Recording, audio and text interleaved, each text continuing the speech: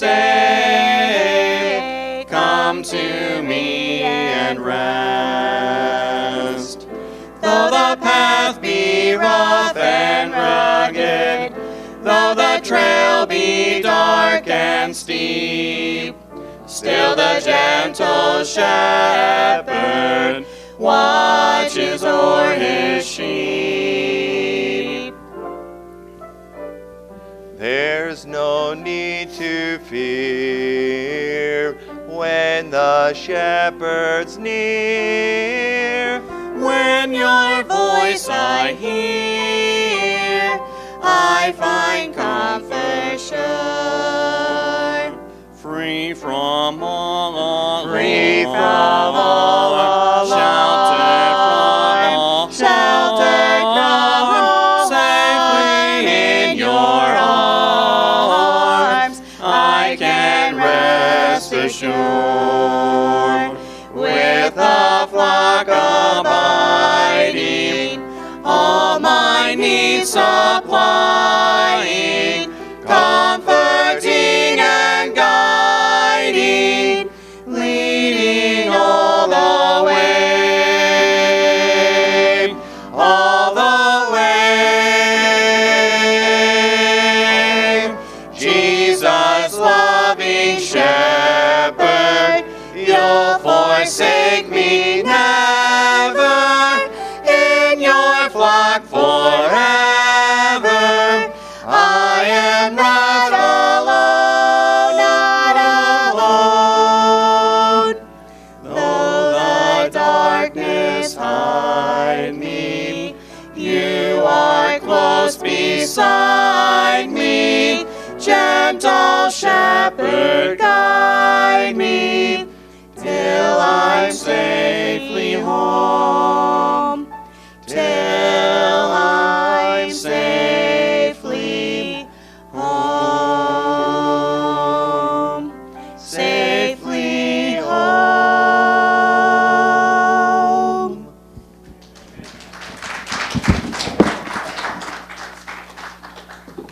All right, well, go ahead and take your Bibles this morning. Take your Bibles. We are going to start out this morning in Genesis chapter 2. Genesis chapter 2 this morning. Of course, it's Valentine's Day today, and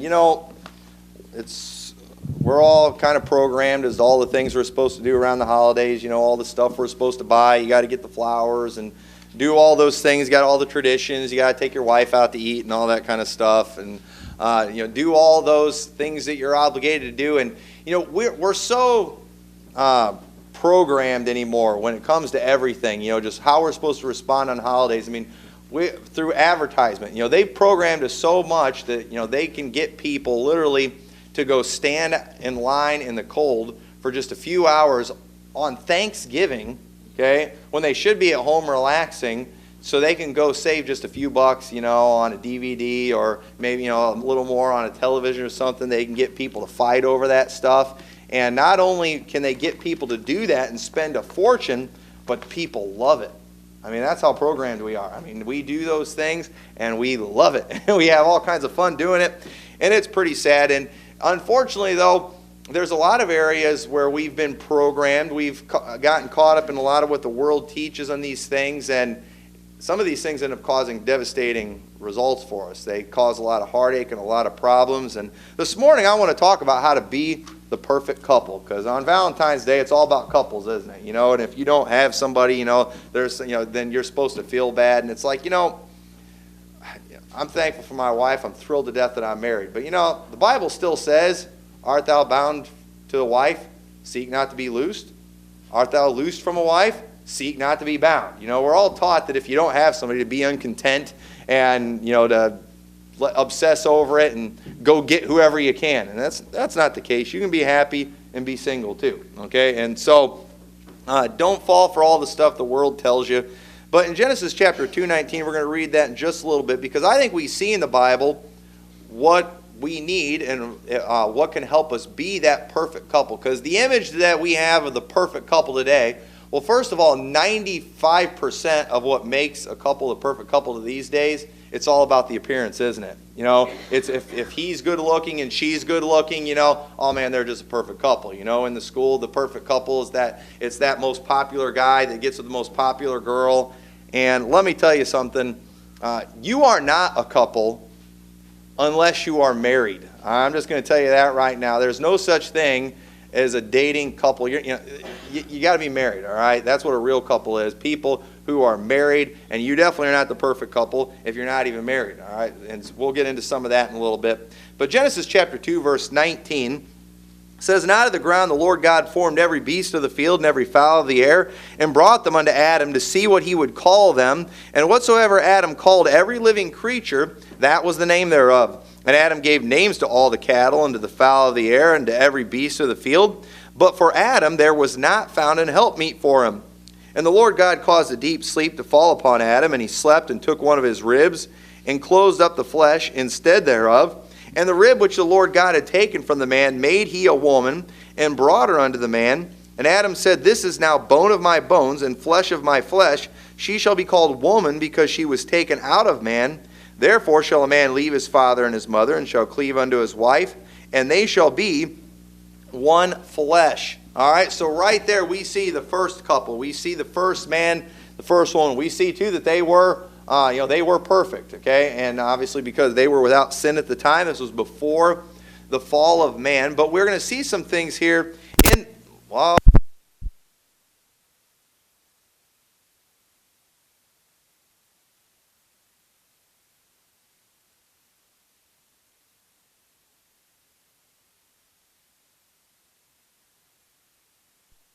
that are principles that still apply today, that they mean just as much today as they did back then, that will help you be that perfect couple. And so the first thing that we see in the Bible, notice what Adam said about his wife. She is now bone of my bones, flesh of my flesh. She was to be called woman because she was taken out of the man. And then in verse 24, for this cause, okay, for the cause of marriage, shall a man leave his father and mother, and shall cleave unto his wife, and they shall be one flesh. So first thing you need to do to be that perfect couple is not go and find someone and try them out for a while, and then find another one and try them out for a while. No, you get that one person and you cleave to them. You don't let them go. You marry that person, and you marry that person, and it's a permanent thing. You stay with them for the rest of your life. You cleave unto them. You hang on to them. You don't let go of that person. And unfortunately today, when it comes to relationships, it's something you just try. It's something that you just, you go shack up for a while, and if things don't work, you move on to the next person. And I'm sorry, that is not the way it works. I know we don't have time to go into a whole lot of, what I think, the whole dating subject and everything. But, part of the problems we have these days, we train our kids to break up. From the time they're just little kids in school, they're always pairing up with somebody. They're always getting girlfriends. I hear kids that are 12 and 13-year-old talking about their girlfriend and boyfriend. And it's like, no, okay, at that age, you can have friends, but they are not your girlfriend, they are not your boyfriend. You are not a couple. You are children. And they get together, and then, I've known kids. I remember when I was a teenager, my wife, okay, she was my first girlfriend, okay, and we weren't officially an item until right before we turned 20, all right? But I remember some of my friends at young ages as teenagers, all devastated because they broke up with their girlfriend. I was like, man, that must be devastating. Boy, you guys have been boyfriend and girlfriend for like 3 whole months. What a tragedy. During those 3 months, you didn't even live together. What did y'all have to share? Nothing happened. He gave her a Valentine, on Valentine's Day or something, and they were this couple, and it's ridiculous. And kids do. By the time most people get married, they have had so many different boyfriends and girlfriends, and you know what? They broke up. And their heart was broken. They were devastated. It was the end of the world. But you know what? They got over it, didn't they? And you know why they got over it? Because they were never really a couple, for one. But they do. They think, yeah, you can get over these things. You can get married and remarried and married and remarried. And I'm telling you, You're not going to find happiness that way. That is not the way God made us. It's not the way God intended. He intended for us to get married and it be for life. Cleveland, how do you find that one person? How do you know who it is? Well, I can tell you right now, we don't have time to go into a whole lot of the whole dating thing and finding that person. But I'm just going to tell you, shacking up, sleeping around, all that type of stuff is not the way to go. It doesn't work. It is not the way it's intended. You should never get physical until you get married. Hebrews chapter 13, verse 4, it says marriage is honorable in all, and the bed undefiled, but whoremongers and adulterers God will judge. Okay, go read through the Bible. There's all kinds of judgments. There's all kinds of things that come as a result of adultery, as a result of fornication. Any physical relationship outside of marriage is only going to lead to bad things. And it's like, well, we're engaged, so it's okay. Well, I'm sorry, it's still fornication. There's still baggage that's going to come. You see, this whole idea of staying pure till you're married, one thing that it does, that it is wonderful for the marriage relationship. And unfortunately, the world is not going to be able to help you out with this situation because the world has not experienced this. The world has no clue what I'm talking about right now. But I know firsthand because, thank God I've experienced it. Thank God I was taught this from a young age. But when you do not get physical until you're married, okay, not only does God smile on that, not only does God bless that, not only is that completely obedient, this is going to help the couple with trust. Isn't one of the biggest problems in relationships trust? And people think today that trust is something that's just a right. Something, no, you have to trust me. You're supposed to trust me. I need to know that my husband or my wife is not going to commit adultery. And you know what? If you were committing fornication before you got married, if you couldn't follow the rules before you got married, what's to make the other person think you can follow the rules after you get married? Okay, there's obviously going to be temptations during that time when you're engaged and when you are before the marriage. But if you can behave yourself then with the person you fully intend to marry, chances are they're going to know, hey, I can trust this person while we're married. I mean, it just kind of makes sense, doesn't it? But unfortunately, most people, they did. I mean, with the baggage that came into their marriage, there's no wonder why they don't trust him. 1 Corinthians chapter 7, verse 1 says, now concerning the things whereof ye wrote unto me, it is good for a man not to touch a woman. Okay? He's referencing something they had written him. They had obviously asked some questions about the whole physical relationship between men and women. Okay? And so he's answering it for him. He says it's good for a man not to touch a woman. Nevertheless, to avoid fornication. Fornication, while it's completely acceptable in American society, it is completely unacceptable with God. It's completely unacceptable in the church. It's not to be once named among us as become as saints. But it says to avoid fornication. We can't have that. Let every man have his own wife and let every woman have her own husband. Male and female, they're going to want each other. It's completely natural. Your boys are going to get there. Eventually, they are going to get interested in girls, and the girls are going to get interested in boys, and they are going to want to have that physical relationship. That is completely natural. That is completely normal. Okay? And but at the same time, fornication is completely out of line. There is no place for fornication in anyone's lives, and especially the life of a Christian. So he says, let everyone have every man have his own wife, and every wife her own husband. Let them get married. Eventually your kids are going to come along, and they're going to say, Dad, I'm interested in this girl. And you know what? Parents these days, it's like they follow the world. They think you're supposed to be engaged for 2 years and all this, and it's like, it's not going to happen. Okay? We have to avoid fornication. Let them get married. And I know that sounds crazy, I got married at 20 years old. It's like, well, and we've got such a laundry list of problems when it comes to, society these days. It's like people can't get married at 20. They're still kids. They're still too immature. Well, that's another subject we need to talk about. The kids, they need to grow up a little faster these days. We're babying them way too long. But people need to get married, okay? If they are struggling with that, if they need that physical relationship, let them get married. Verse 3 says, let the husband render unto the wife due benevolence, and likewise also the wife unto the husband, okay? They are supposed to try to meet each other's physical needs, and they are supposed to enjoy each other. The physical relationship between a husband and a wife, it is a wonderful thing. It is a good thing. It is something that God is completely okay with. But I'm telling you, anything outside of marriage, God is not okay with. Anything that is outside of marriage is only going to cause trust issues with those couples after they get married. And physical relationships outside of marriage, okay, and especially if you're dating around and there's multiple people, there's going to be a lot of unnecessary baggage that you could potentially bring into the marriage. Okay, I mean, there's the diseases and things that are out there. And you know what? This is another thing, too, that's hurting a lot of marriages, is many times there are children that come into relationships from other marriages. Now, listen, there's good stepmoms and good stepdads out there, okay? Despite Disney, princess stories, they're not all stepmothers are wicked, okay? But at the same time, there are step parents that have done very good jobs. But let me tell you something. Raising kids is challenging, isn't it?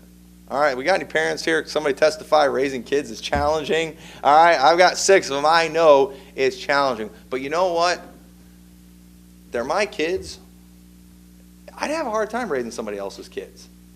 I really would. My kids, they've got as many issues as any other kids. But you know what?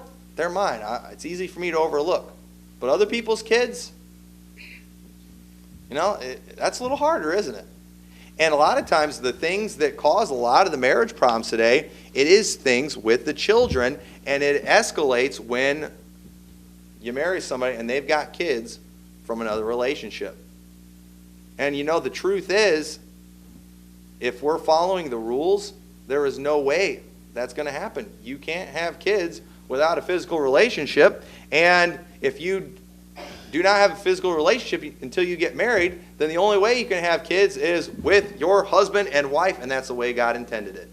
And that's the way it's supposed to be. And unfortunately, many marriages are struggling and falling apart because those marriages, they came with a lot of difficult baggage that would be hard for anyone to deal with.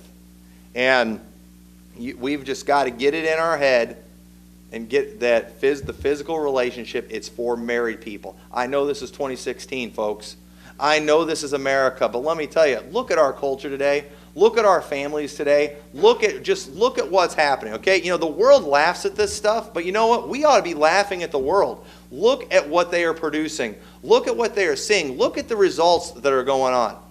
I don't have these problems. I've seen people, I've worked with the people that were devastated when they found out their girlfriend was pregnant and they didn't know what to do. I have talked to people who were, crying and devastated because they found out they were about to have a kid with somebody that they weren't married to and with somebody that, they weren't in a relationship with. You keep yourself pure until you get married and you be only with the one that God gave you. You don't have those problems. These things are devastating for people. I have known people who financially just can't seem to make it because they're paying child support to multiple women. I knew a guy who was working, he had the same job I did. He had 2 other part-time jobs because he's got child support he's paying for 3 different kids with 2 different women, and he can't get ahead. And I'm telling you right now, kids are expensive, and kids are even more expensive when they're not in your home. Okay? And this is just simple math here, okay? But my kids are expensive. Okay? Having a family is expensive. Okay? You should see our grocery bill. But you know what? If my wife decided, I've had enough of you, and she goes on somewhere else, those are my kids, aren't they? Guess what's going to happen when all the stupid court stuff starts going on? I'm going to have to start paying some child support and things. But now, if she's not living with me, now we've got another house, don't we? She's got to have another house, another place to stay. We've got 2 sets of bills, 2 sets of utilities. I can barely pay the ones I have right now. You know how much more expensive it is to raise kids in 2 different households than in one household? It doesn't work. It's even more expensive. You would think, okay, well, what if she goes and gets another guy? And what if you go and get another woman? Even then it's still more expensive. You still spend more. The cheapest way to do things is get that one wife. You've all heard it's cheaper to keep her. All right? I think that's in the Bible somewhere. If not, in these new versions, they should put that in there. But it's true. It is true. And we've got couples today, or people who used to be couples, trying to figure out how they're going to make it financially, how they're going to pay the bills, how they're going to do things. And it's almost impossible when you're in two separate households. That is not the way it was intended. It's not the way it works. And you're good luck having consistency raising those kids. That's not how it works. You've got to find that one person and just don't let go of them. Don't let go of them. Hang on to them. We're just not compatible. We'll get compatible. Work on those problems. Work on these problems. Figure it out. Adapt to each other. Become one. Start working together. And that brings us to our next point. Look what it says in verse 15 of Genesis chapter 2. It says, the Lord God took man and put him in the Garden of Eden to dress it and keep it. Adam had a very specific purpose. He had a job. He was supposed to take care of the Garden of Eden. That was his job. That was his role. That was his calling in his life. That was why God put him in the Garden of Eden. But notice that he needed help. He needed somebody to work with him. Verse 20 of Genesis chapter 20,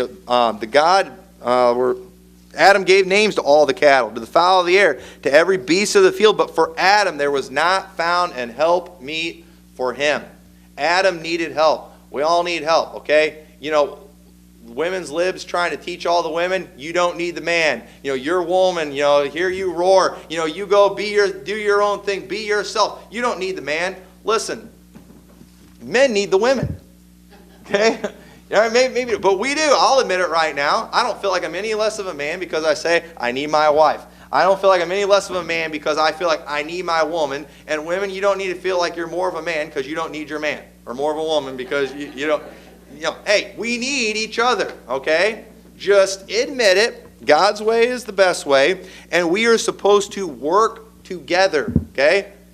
Adam had a job. God gave him a job. And Eve was there to help him and work together. You see, the perfect couple these days, it's the perfect couple. They both have their own careers.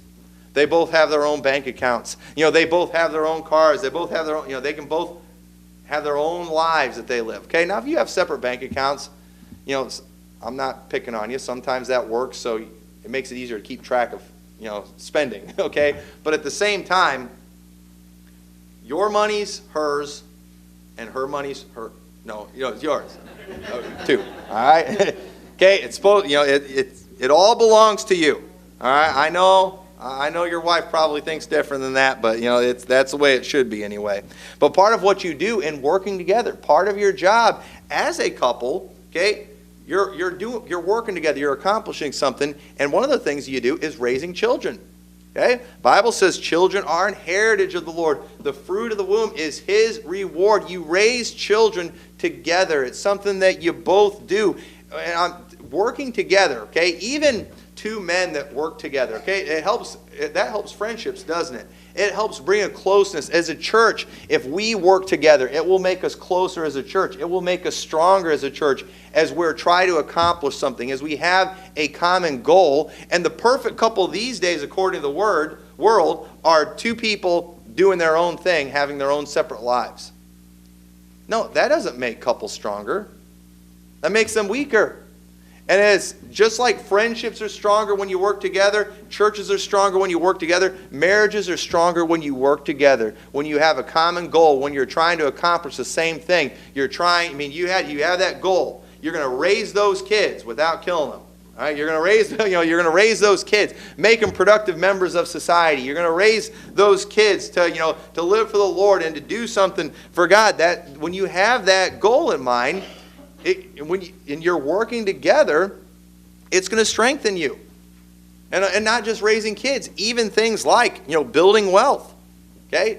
There's nothing wrong with couples saying, hey, let's see if we can't work to, save up for this house. Let's see if we can work together, to save up for this car, to go on these trips. Let's try to accomplish something together. Okay, hopefully y'all don't at your house, you don't have like one side that's the husband and the other side's the wives, and you're not allowed to cross over and things like. No, it's all yours. Okay, you're building something together. You're accomplishing something together.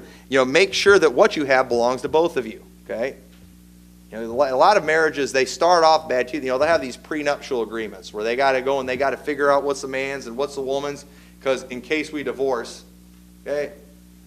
Hey, if you're worried about it, maybe you shouldn't marry that person. But that's what it's all yours. And you know why it's such a mess and it's so expensive when people get divorced?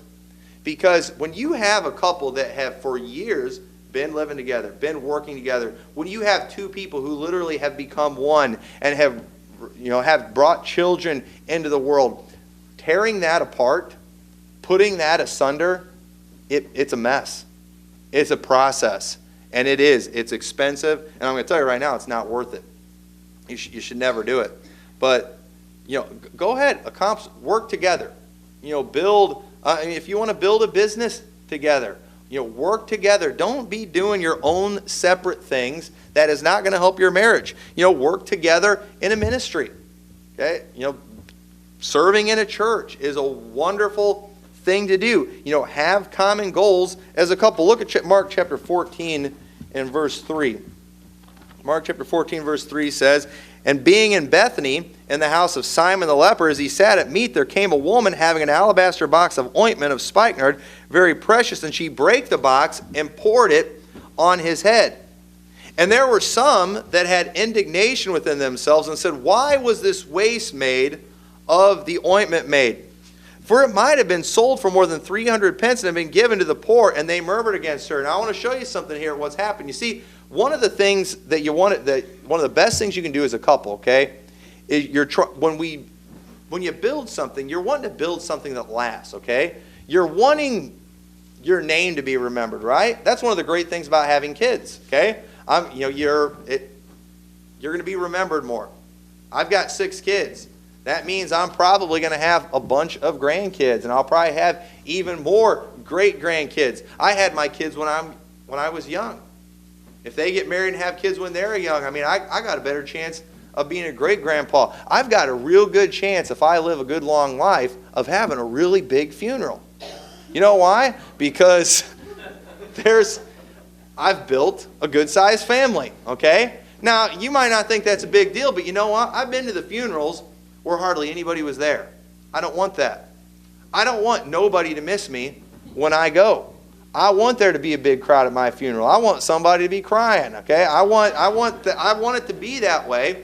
I want to be remembered. I want my name to be remembered. I want there to be all kinds of McMurtrys. That's why I'm thankful I had 2 boys. Your girls, you have to give the girls away. You give them away, and they take some other guy's last name, and you have the grandkids. They're your grandkids and everything, but they have a different last name. And my sisters, they all married guys with weird last names too. It's kind of funny. And it's like, it's not the same. And that might sound selfish, but I'm trying to build a name for myself. I want there to be a bunch of McMurtrys running around one of these days. And you got to have kids to do that, right? Because you want to be remembered. But here's the thing. Maybe you don't have kids. Maybe you don't have that. Maybe you're not going to be able to pass the name down. Maybe you had all girls. Okay, I just found out my brother-in-law, he's about to have his 3rd girl. And he's like, man, you got to have a boy. You got to pass the name down. I feel bad for him, but I know that sounds terrible, but that's the way I think, okay? I've got an old school mindset. You want to build that name, but you know what? It's not just about the name. Even the works you do, what you accomplish, is something that can last. It's something that can be remembered. And look at what Jesus said about this woman who used this expensive ointment on Jesus. He said in verse 6, "Let her alone. Why trouble ye her? She hath wrought a good work on me. For ye have the poor with you always, and whensoever ye will, ye may do to them good. But me ye have not always. She hath done what she could. She is come aforehand to anoint my body for the burying. Verily I say unto you, wheresoever this gospel shall be preached throughout the whole world, this also that she hath done shall be spoken of for a memorial of her." We still talk about this woman today. She's been talked about all over the world because of the work that she did. And there's something about actually accomplishing something in life, something that can be remembered. And I'm telling you, serving the Lord, that's something that can be remembered. That's something that can last. Winning people to Christ. You don't forget the people that led you to the Lord. You're not going to forget that. Those people aren't going to forget that for all eternity. That's something, and as a couple, you can do that together. You can be a help to your church. You can be a help to other people in the church. You can mentor people. You can be a spiritual, leader in people's lives, and you can make a difference, and that's something that will last for all eternity. You can work to build wealth, but you know what? Eventually that wealth is going to go away. You can lose that wealth. The economy can collapse. You can get sick and not be able to keep those things. You might have to sell it all away. It can go quick, but let me tell you, the things you do spiritually, they last forever. They can never go away. And if as a couple, you working together is huge. My wife, she is not the pastor of this church, but let me tell you, I believe this is her work too. And she cares about it probably just as much as I do. And it means as much to her as it does to me. You know why? Because she's worked right alongside me through this whole thing.